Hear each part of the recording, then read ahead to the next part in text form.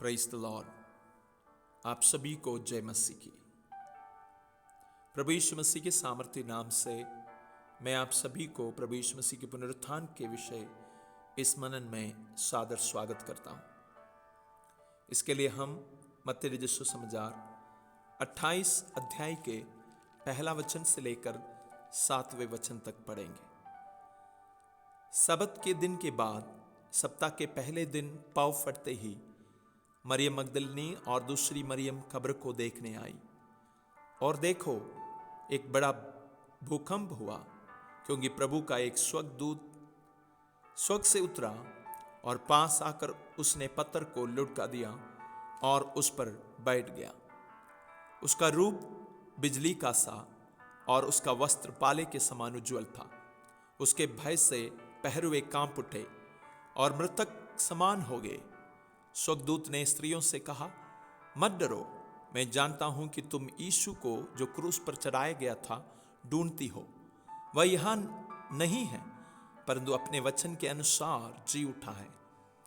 आओ यह स्थान देखो जहां प्रभु पड़ा था, और शीघ्र जाकर उसके चेलों से कहो कि वह मृतकों में से जी उठा है, और वह तुमसे पहले गलील को जाता है, वहां उसका दर्शन पाओगे। देखो मैंने तुमसे कह दिया। Praise the Lord. सप्ताह के 6वें दिन प्रभु यीशु मसीह की मृत्यु हुई और यीशु को कब्र पर रखा गया। मत्ती रचित सुसमाचार 27 अध्याय के 57 से 66 तक जब हम पढ़ते हैं, इस बात के वृत्तांत का वर्णन हमें मिलती है। जब सांझ हुई, मत्ती रचित सुसमाचार 27 के 57 से लेकर, जब सांझ हुई तो यूसुफ नामक अरिमतिया का एक धनी मनुष्य, जो आप ही यीशु का चेला था, आया। उसने पिलातुस के पास जाकर यीशु का शव मांगा। इस पर पिलातुस ने दे देने की आज्ञा दी। यूसुफ ने शव लिया, उसे उज्ज्वल चादर में लपेटा और उसे अपनी नई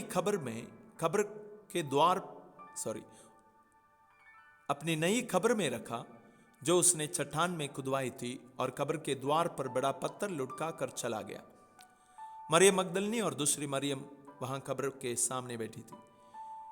दूसरे दिन, जो तैयारी के दिन के बाद का दिन था, प्रधान याजकों और फरीसियों ने पिलातुस के पास इकट्ठे होकर कहा, हे महाराज, हमें स्मरण है कि उस बरमाने वाले ने जब वह जीवित था कहा था, मैं 3 दिन के बाद जी उठूंगा। अतः आज्ञा दे कि तीसरे दिन तक कब्र की रखवाली की जाए। ऐसा ना हो कि उसके चेले आकर उसे चुरा ले जाएं और लोगों से कहने लगें, वह मरे हुओं में से जी उठा है। तब पिछला धोखा पहले से भी बुरा होगा। पिलातुस ने उनसे कहा, तुम्हारे पास पहरुए तो हैं, जाओ अपनी समझ के अनुसार रखवाली करो। अतः वे पहरुओं को साथ लेकर गए और पत्थर पर मोहर लगाकर कब्र की रखवाली की। इस रीति से प्रभु यीशु मसीह की मृत्यु के पश्चात प्रभु यीशु मसीह गाड़ा गया, और उसका अगला दिन सबत का दिन था, उस सप्ताह का 7वां दिन।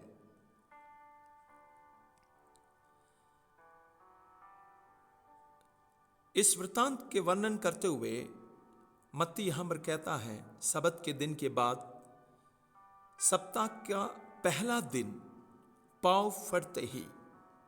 मरकुस 16 अध्याय का पहला वचन में मरकुस कहता है, जब सबत का दिन बीत गया।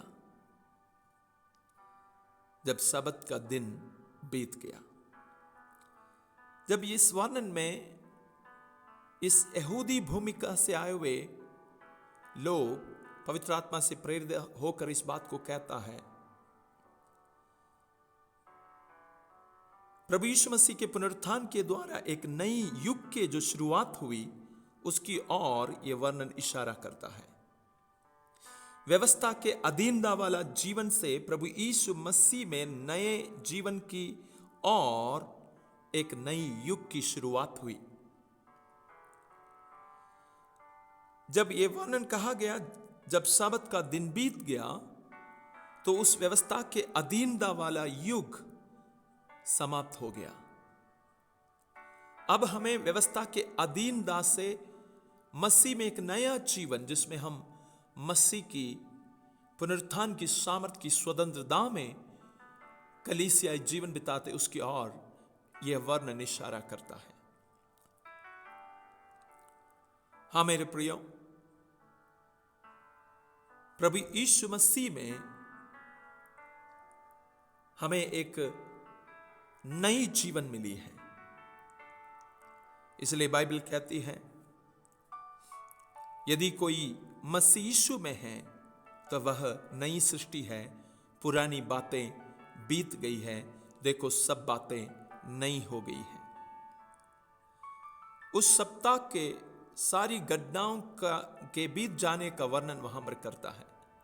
प्रभु यीशु मसीह का त्यागा जाना, प्रभु यीशु मसीह पर दोष लगाकर उन पर कोड़े मारा जाना, प्रभु यीशु मसीह का दुख सहने का, प्रभु यीशु मसीह का क्रूस उठाने का और उन पीड़ाओं को सहने का सप्ताह बीत गया। मसीह के पुनरुत्थान के द्वारा अब सब बातें नई की गई, सब बातें नई हो गई।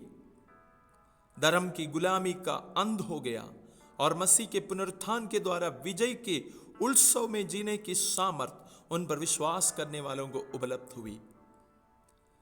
प्रभु यीशु मसीह के पुनरुत्थान हमें पवित्र आत्मा की सामर्थ में एक नई जीवन जीने की आशा को हमारे जीवन में प्रदान करते हैं।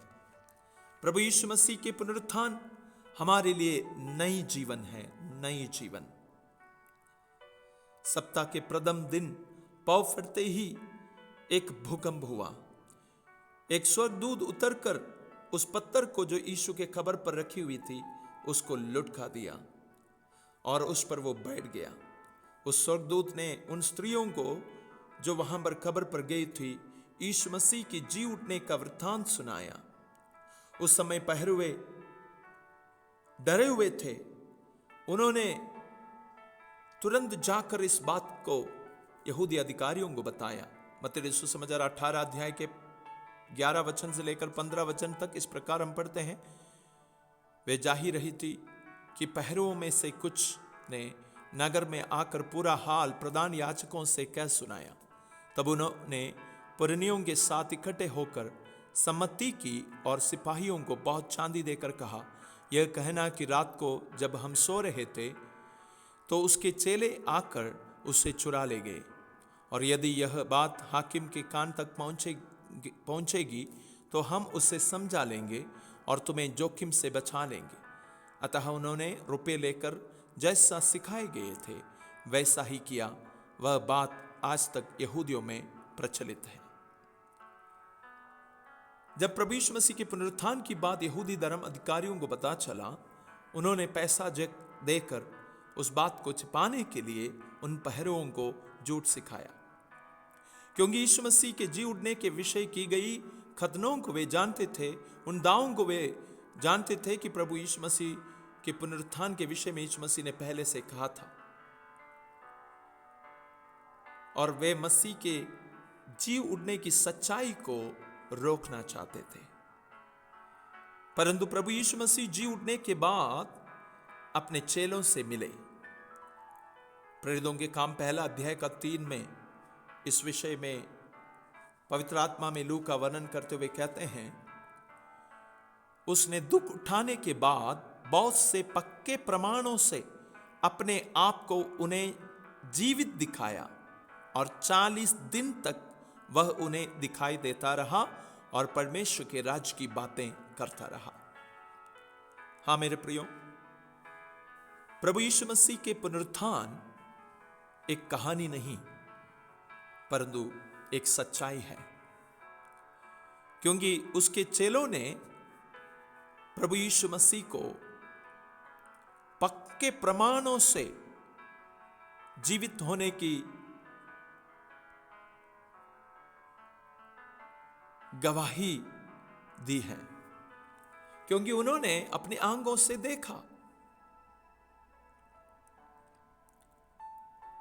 पहला कुरिन्थी 15 अध्याय के 3 से 8 तक प्रेरित पौलुस पवित्र आत्मा में इस बात की वर्णन करते हैं और वो कहता है, इसी कारण मैंने सबसे पहले तुम्हें वही बात पहुंचा दी जो मुझे पहुंची थी, कि पवित्र शास्त्र के वचन के अनुसार यीशु मसीह हमारे पापों के लिए मर गया और गाड़ा गया और पवित्र शास्त्र के अनुसार तीसरे दिन जी भी उठा और कैफा को तब 12 को दिखाई दिया। फिर वह 500 से अधिक भाइयों को एक साथ दिखाई दिया, जिनमें से बहुत से अब तक जीवित हैं पर कुछ सो गए। फिर वह याकूब को दिखाई दिया, तब सब प्रेरितों को दिखाई दिया।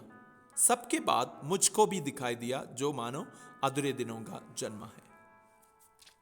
हाँ मेरे प्रियो, प्रभु यीशु मसीह का जीवन उसकी मृत्यु से समाप्त नहीं हुई, परंतु वह तीसरे दिन मुर्दों में से जी उठा और उसने अपने चेलों के साथ 40 दिन तक रहकर इस बात की प्रमाण उन्हें दिया और उसके बाद 500 से अधिक लोगों को वह दिखाई दिए और पौलुस को भी दिखाई दिए। बाद में हम प्रकाशित वाक्य में पढ़ते यूहन्ना को भी पतमुस के टापू में दर्शन में वह दिखाई दिए। प्रभु यीशु मसीह के पुनरुत्थान हमें मसीह जीवन में एक नई आशा प्रदान करती है।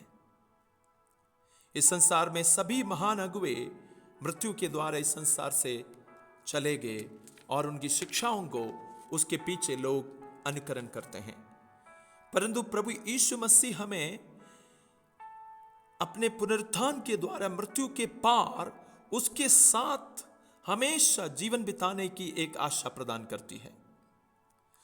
हमारे मसीह जीवन का कर्तव्य है कि हमारे लिए मरकर जी उठा हुआ प्रभु यीशु मसीह की हम जीवित गवाह बने। उसके लिए प्रभु यीशु मसीह हम में जीवित रहने पाए। इसलिए प्रेरित पौलुस कहते हैं, अब मैं जीवित नहीं रहा, मसीह मुझ में जीवित है। हाँ मेरे प्रियो, मुर्दों में से जी उठा हुआ प्रभु यीशु मसीह आप में और मुझ में जीवित रहने पाए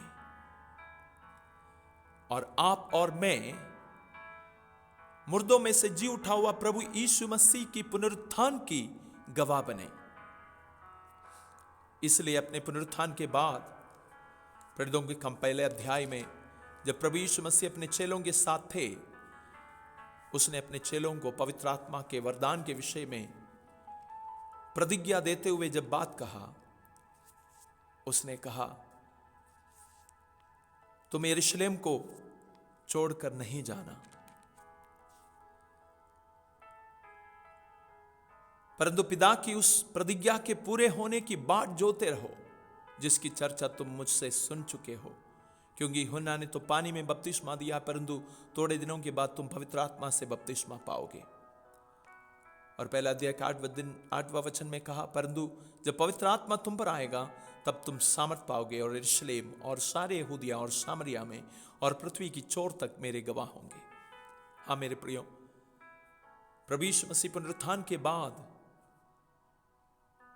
अपने लोगों को पवित्र आत्मा के वरदान की प्रतिज्ञा दिया और उसके स्वर्गारोहण के पश्चात प्रभु यीशु मसीह ने अपनी कलीसिया पर पवित्र आत्मा को भेज दिया और उस पवित्र आत्मा के सामर्थ के द्वारा जो हम में रहकर काम करती है, जो हम में होकर काम करती है, जो कलीसिया के द्वारा काम करती है, और उस पवित्र आत्मा के सामर्थ के द्वारा हम प्रभु यीशु मसीह जो मरे हुए में से जी उठा, उसकी इस संसार में जीवित गवाह बने। केवल इतना ही नहीं, वही पवित्र आत्मा की सामर्थ के द्वारा हमें यह आशा दी गई है कि हमारे मृत्यु के पश्चात हम भी हमेशा प्रभु यीशु मसीह के साथ रहने के लिए जिलाए जाएंगे और हम जिलाए जाकर हमारे लिए मारा जाकर जी उठा हुआ प्रभु यीशु मसीह के साथ जो हमें लेने के लिए फिर से बादलों पर आने वाले हैं, हमेशा और हमेशा राज करेंगे। प्रभु यीशु मसीह का पुनरुत्थान हमें मसीह में एक नई जीवन की, एक नई युग की आशा प्रदान करती है। आइए हम हमारे जीवन की पुरानी सब बातों को छोड़कर मसीह में एक नई जीवन, मरे में से जी उठा हुआ प्रभु यीशु मसीह की गवाह बनने वाला जीवन बिताने के लिए अपने आप को समर्पण करें। और यह पुनरुत्थान का दिन, उसके लिए हम सबको सामर्थ पवित्र आत्मा प्रदान करें। God bless you. प्रभु आप सबको इस मनन के द्वारा आशीर्वाद दें। Thank you.